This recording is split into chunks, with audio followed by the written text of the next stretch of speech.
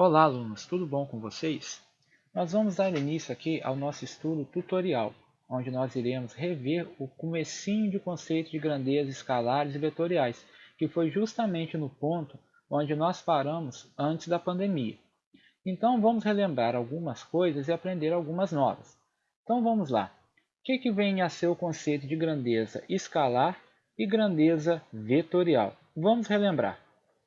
As grandezas escalares. Toda grandeza escalar é aquela que fica perfeitamente caracterizada quando conhecemos apenas seu valor numérico acompanhado pela correspondente unidade de medida. Como exemplos de grandeza física escalar, podemos citar a massa de um corpo, por exemplo, 50 kg, a temperatura, 36 graus Celsius, o volume, 5 metros cúbicos, por exemplo, e muitas outras que ainda vamos estudar este ano. Então, o que quer dizer uma grandeza ser escalar? Você só utiliza um valor numérico e uma unidade de medida. 50 quilogramas, 36 graus Celsius, 5 metros cúbicos, 2 segundos, 5 horas. Todos esses exemplos são exemplos de grandezas escalares. Já uma grandeza vetorial, por exemplo, dada a velocidade instantânea de um móvel qualquer, por exemplo, um carro a 80 km por hora, constatamos que apenas essa indicação é insuficiente para dizermos a direção em que o móvel segue. Isso acontece porque a velocidade é uma grandeza física vetorial.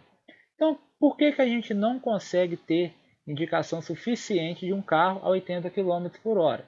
Numa rodovia, por exemplo, o carro pode se deslocar em dois sentidos. Ele pode estar indo para algum lugar ou voltando. Então, você dizer que o carro está a 80 km por hora não te dá informação da direção do movimento dele, se ele está indo ou vindo. Então, toda grandeza que, além do valor numérico e da unidade de medida, necessita de um sentido de direção, é chamada de grandeza física vetorial. Então, há, portanto, dois tipos de grandezas físicas.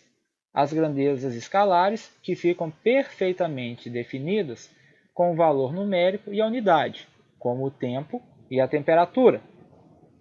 E também as grandezas vetoriais, que necessitam ainda da especificação da direção e do sentido, como o deslocamento e a força.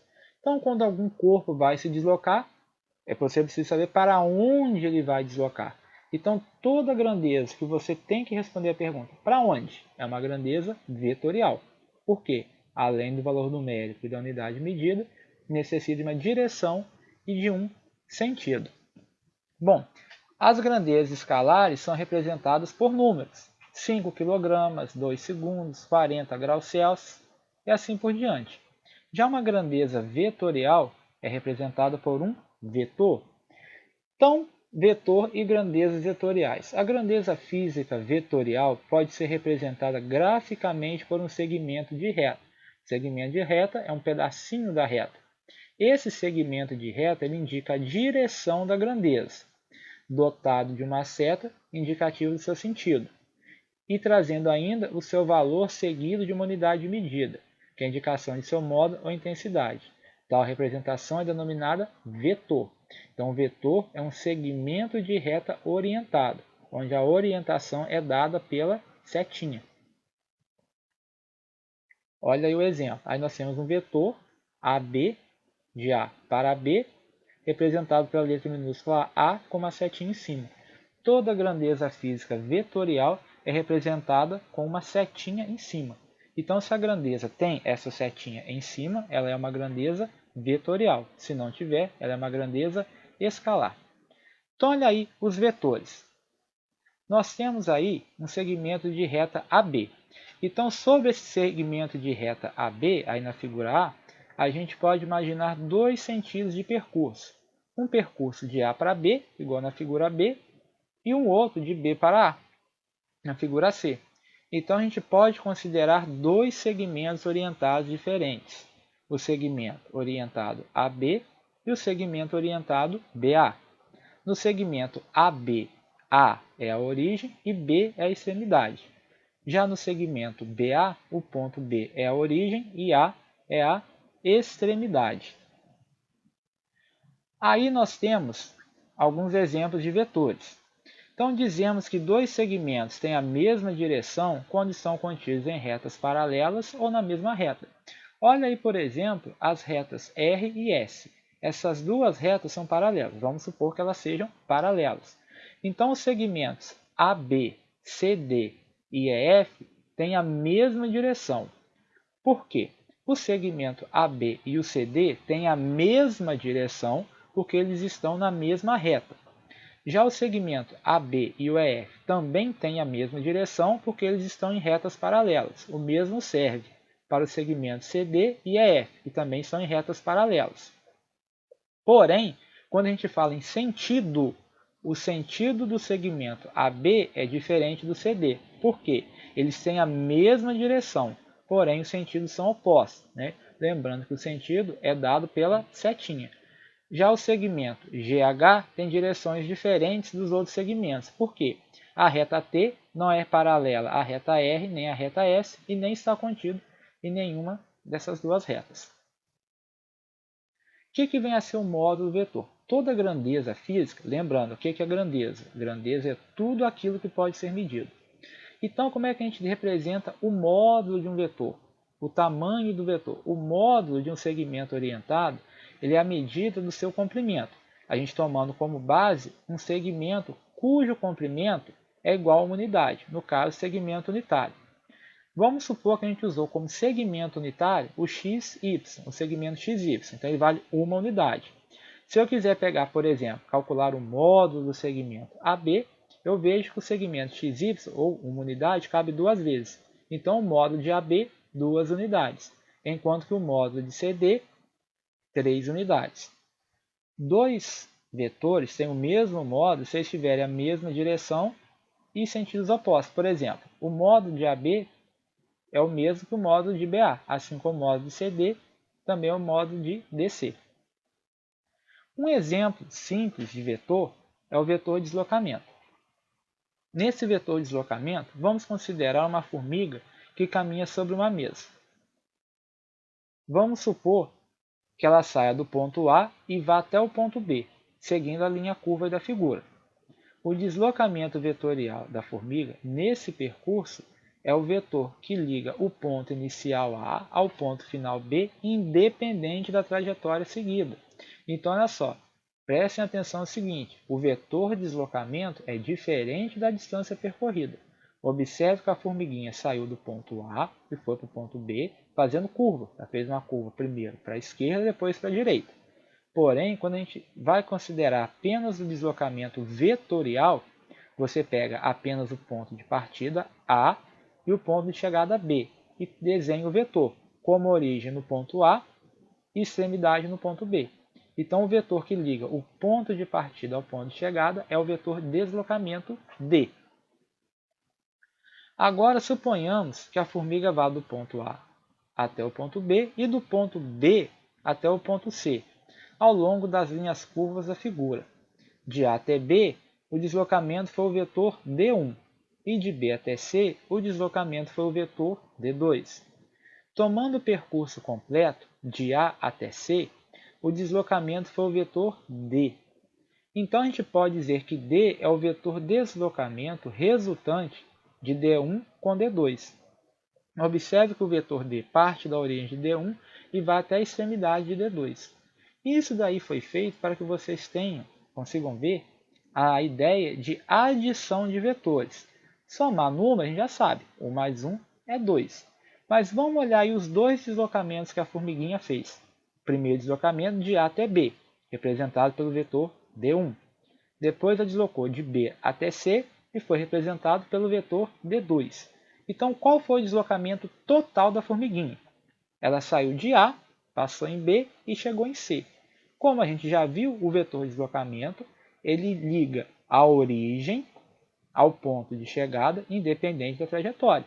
Então, o deslocamento total foi do ponto A até o ponto C, que é o vetor D. Então, isso significa que, se eu somar o vetor D1 mais o vetor D2, eu vou ter o vetor D. Ou seja, o vetor AB mais o vetor BC me dá o vetor AC. Então, Vamos ver de uma maneira agora mais correta como é a adição de vetores. Então vamos considerar aí dois vetores não nulos, quaisquer A e B. Então, quando a gente quiser fazer essa soma, o que a gente faz? Se eu vou somar o vetor A mais o vetor B, o que eu tenho que fazer?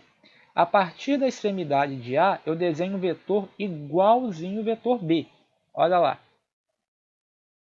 Ou seja, na ponta do vetor A, eu desenho um vetor igual ao vetor B. Aí o que eu faço para achar o vetor resultante de A mais B? Eu ligo a origem do primeiro vetor, o A, com a extremidade do segundo, obtendo o vetor S, que é chamado de vetor soma ou resultante de AB. Então o vetor S ele é igual ao vetor A mais o vetor B. É importante observar que, nesse caso, o comprimento do vetor S não é igual à soma dos comprimentos AB. Aí na esquerda, S igual a mais B, eu estou indicando a soma vetorial. O vetor S é igual ao vetor A mais o vetor B. Mas, quando tem aí os vetores entre duas barrinhas, eu estou considerando só o módulo dele, o tamanho do vetor. Então, o que isso significa? Que o tamanho do vetor S é menor que o tamanho do vetor A mais o tamanho do vetor B. Então, nem sempre o comprimento final vai ser igual à soma dos dois comprimentos. Ou seja, o módulo do vetor resultante ele é menor que a soma dos módulos de cada um. Na figura a seguir, ilustramos dois casos particulares de vetores que têm a mesma direção. Quando eles têm a mesma direção, ou eles têm o mesmo sentido, ou sentidos opostos. Então, aí na primeira figura, nós temos os vetores A e B. Eles têm a mesma direção, estão na mesma reta, e têm o mesmo sentido. Os dois estão indo para a direita. Então, nesse caso, o módulo do vetor resultante vai ser a soma do módulo de A mais o módulo de B. Vamos supor que a formiguinha saiu de A e foi para B. Ou seja, começou no ponto A, foi até a extremidade do vetor A, depois foi até a extremidade do ponto B. Então, o resultante vai ser A mais B, a soma. Então, com os dois vetores têm a mesma direção e o mesmo sentido, o módulo do vetor resultante é a soma do módulo de cada um. Agora, se os vetores têm direções opostas, olha lá, o vetor A que vai para a direita e o vetor B que vai para a esquerda. Então, quem vai ser o vetor resultante? Como a gente já sabe, ele vai ter origem na origem do primeiro vetor até a extremidade do segundo. Então, ou seja, você vai para a direita e depois você volta um pouquinho para a esquerda. Então, o seu vetor soma vai ser menor. Então, qual é o módulo dele? A soma vetorial continua sendo A mais B. Porém, nesse caso, o módulo, já que o vetor B tem um sentido oposto ao do vetor A, vai ser o módulo de A menos o módulo de B. Então, o vetor soma vai ser o módulo do vetor A menos o módulo do vetor B. Se eu quiser somar mais de dois vetores, eu sigo o mesmo raciocínio. Como que eu faço isso? Eu desenho o primeiro vetor, o A. Na extremidade do A, eu desenho a origem do B. Na extremidade do vetor B, a origem do C. Na extremidade do vetor C, a origem do D. E o vetor resultante vai ser dado com o vetor tendo a origem do A e como extremidade a extremidade do D. Ou seja, sempre quando eu vou fazer uma soma de dois ou mais vetores, a origem do vetor resultante é a origem do primeiro vetor, a extremidade do resultante vai ser a extremidade do último vetor. Bom, aqui a gente encerra essa aula da primeira semana e na semana que vem nós continuaremos os nossos estudos. Até mais!